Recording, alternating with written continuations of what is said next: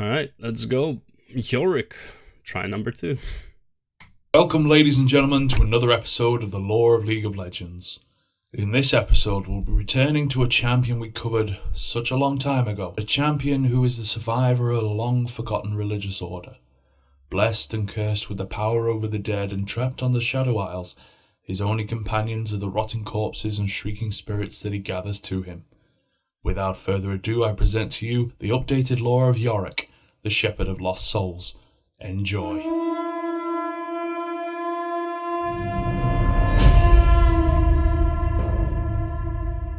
Even as a child... And when he says a very long time ago, it's about 2+ years before he made this video, so yeah, it is a very long time ago.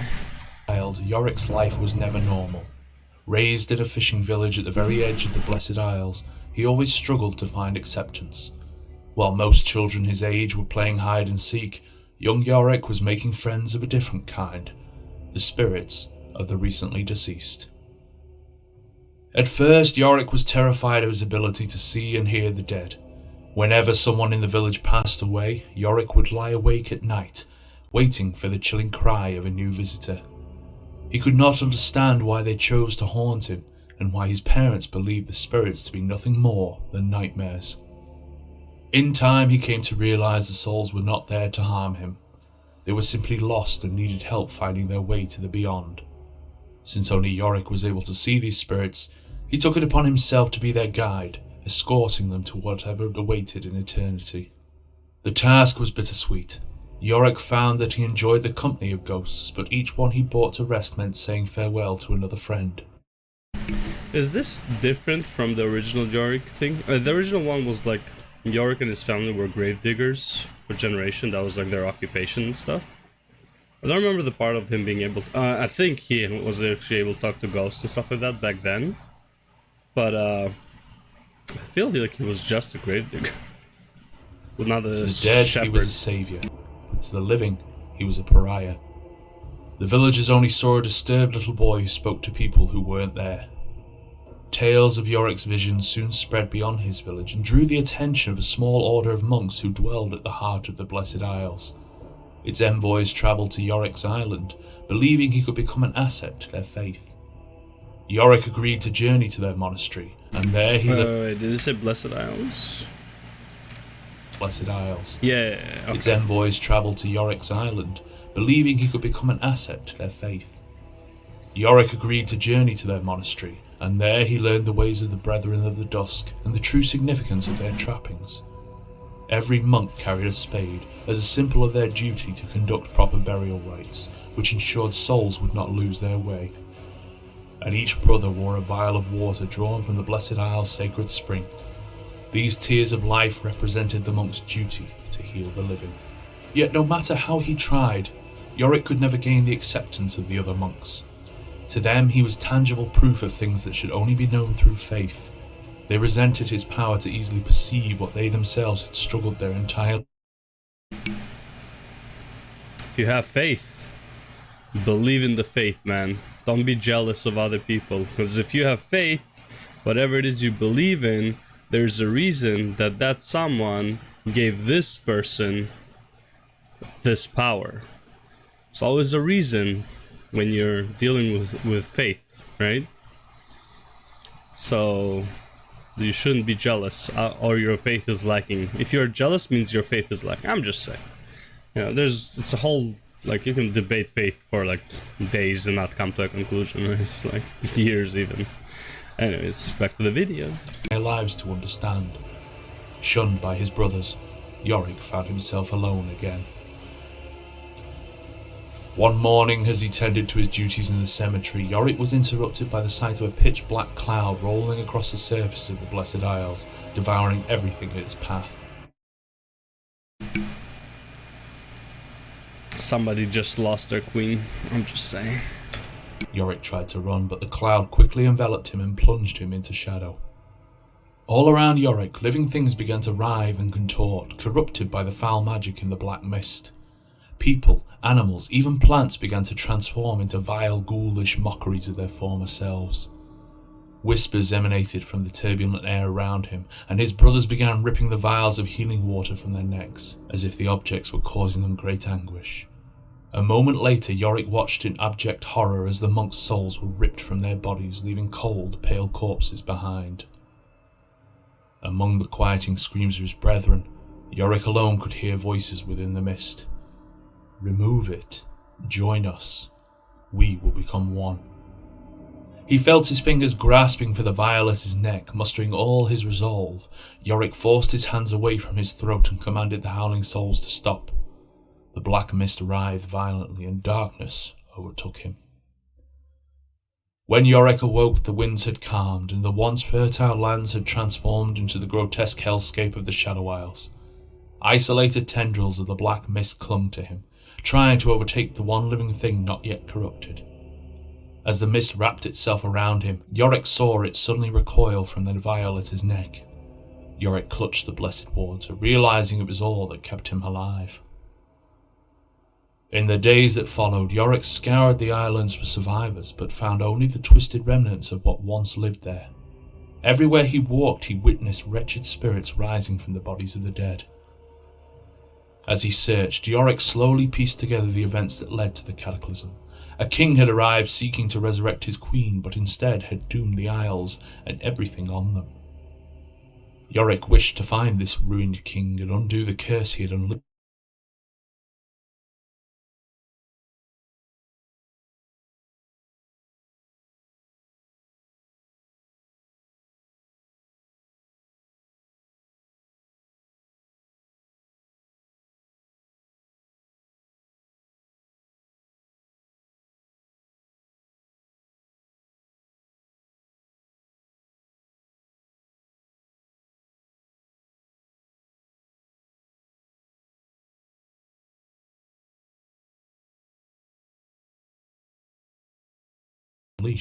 But he felt powerless in the face of seemingly endless death that surrounded him.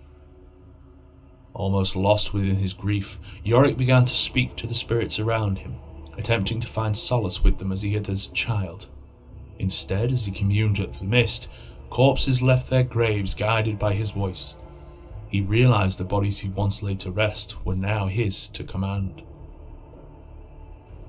A glimmer of hope shone from the heart of his despair. To free the dead of the Shadow Isles, Yorick would wield their power and strength.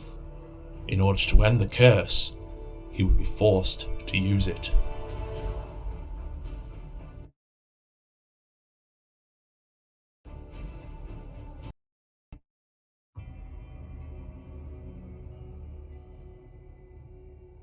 "Help me," begged the shipwrecked man. Yorick couldn't say how long the survivor had been lying there, bones broken, bleeding into what remained of his wrecked sailing vessel. He had been moaning loudly, but his cries were drowned out by the multitude of wailing souls that haunted the isle.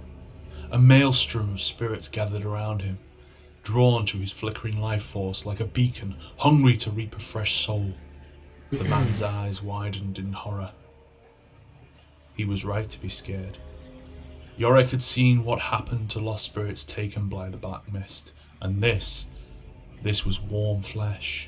I feel like I didn't turn on the mic last time I paused the video, so I don't know if what I said was recorded.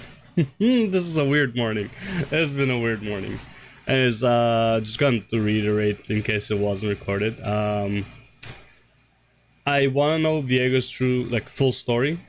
I want to know who was the ghost of his wife that attacked him, because clearly it wasn't really his wife. Also, the story kind of says that's not his wife that attacked him, even though it took the shade of his wife. Was it like the manifestation of the mist? Also, the origin of the Blessed Isles, the Blessed Water, is it similar to like how they used Aurelian's soul to make the sun disk? Did they use Aurelian's soul to make the Blessed Water? Stuff like that, yeah. A rarity in the Shadow Isles. It had been how long? 100 years since Yorick had seen a living being? He could feel the mist on his back quivering, eager to wrap this stranger in its cold embrace. But the sight of the man stirred something in Yorick he had long forgotten, and whatever it was would not allow him to surrender this life. The burly monk heaved the damaged man onto his shoulders and carried him back up the hill to his old monastery. Yorick studied the face of the injured man as he groaned in agonized protest with each step the monk took. "Why did you come here, live one?" After completing the climb, Yorick carried his guest through several corridors in the abbey before coming to a stop in an old infirmary. He eased the shipwrecked man onto a massive stone table and began to check his vitals. Most of the man's ribs were shattered, and one of his lungs had collapsed. "Why do you waste your time?" asked a chorus of voices, speaking in unison from the mist on Yorick's back. Yorick remained silent. He left the table and made his way to a heavy door in the rear of the infirmary. The door resisted as he pushed, his hand doing little but leaving a print in a thick layer of dust. He pressed his shoulder against the wood and heaved his entire weight into it. "So much effort for naught," sneered the mist. "Let us have it." Again Yorick answered it with contemptuous silence as he finally forced the door open. The heavy oak dragged across the stone tiles of the monastery floor, revealing a chamber full of scrolls, herbs, and poultices. For a moment, Yorick stared at the artifacts of his former life, struggling to remember how to use them. He picked up a few that looked familiar, bandages yellow and brittle with age, and some ointment that had long turned to crust, and returned to the man atop the stone table. "Just leave him," said the mist. "He was ours the moment he came ashore." "Quiet!" snapped Yorick.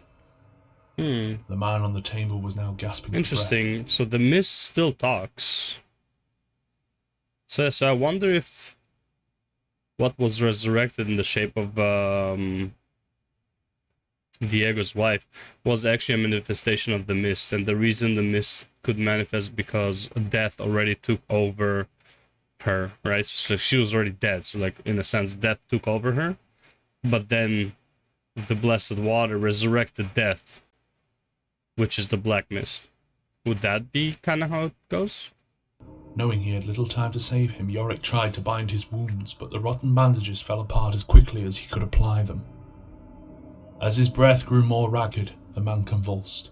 He grabbed the monk's arm in agonized desperation. Yorick knew there was only one thing that could save the man's life. He uncorked the crystal vial at his neck and considered the life-giving water it contained. There was precious little left. Yorick was unsure if it was enough to save the man, and even if it did... What then? Yorick was forced to face the truth. In trying to save the man, he was just chasing the memory of his former life, when this cursed place was called the Blessed Isles. Yeah. The souls in the mist had taunted him, but they taunted him with the truth. This man was doomed, and if Yorick used the tears of life, he would be too. He closed the vial and let it rest against his neck. Bro, you know what I wish that, in the MMORPG, what I want to do with the Shadow Isles? Make the whole Shadow Isles like a mega dungeon. Because I doubt it will be a raid because Diego is not in the Shadow Isles. Neither is Hecarim, technically, I believe. It's on like Thresh and Callista right now are in the Shadow Isles. So like either they leave to be with Diego at some point for the raid, or they become like dungeon bosses on the Shadow Isles. Like what I want from the Shadow Isles, yeah, you can make it an exploration, like a zone like where you level and stuff, or like end game zone. But I feel like I would rather, because inside the Shadow Isles itself, there's not much lore. There's lore around the Shadow Isles, but there's not like, you're not going there and doing quests inside, right? So it's like, how about using the Shadow Isles as a massive dungeon? Like, you know how like in WoW you have mega dungeons, which is like like 2 dungeons combined? They can have a mega dungeon that is like 3 or 4 dungeons combined. Like a massive dungeon, like a raid dungeon basically, right? And then if they want to go into like something like a mythic plus system or whatever, then they can obviously like make it like divided into parts and stuff like that, like designed with that intention in mind. But I would love to see a massive fucking dungeon, right? Or like a progression dungeon, something like that. Not the Mythic Plus, more of a Palace of the Dead type thing dungeon, but instead of like a Palace of the Dead where it's like you keep going down into the palace, I guess, or maybe up. I'm pretty sure it's down. Here you would be going further into the zone, divided into like 100 zones or something like that, and have it as a solo progression, exploring the Shadow Isles or something like that.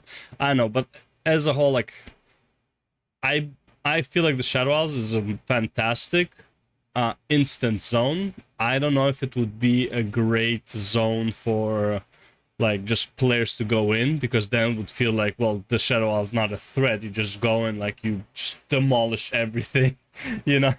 If you saw the Shadowlands cinematic by Captain Grimm, where it's like everyone just goes into the maw and just like, oh, this is hell, and then it's like everyone just goes in, just demolishes everything and abuses hell. That's what I feel like the Shadow Isles would become if it's not an instant zone. There's just a bunch of players that are just destroying the whole zone, right? Won't feel that good. Or it can be like an elite zone where it's like you can only go to there in a party, because otherwise you would just be like completely demolished by the monsters. Like all the monsters are elites and stuff like that. Maybe then, and it would have like random world bosses and random events and stuff like that. That would also be kind of cool. Stepping back from the table, Yorick watched the man's chest rise and fall one last time. The black mist filled the room, spirits clawing out from it in anticipation. The mist shivered eagerly, then ripped the dead man's soul from his body.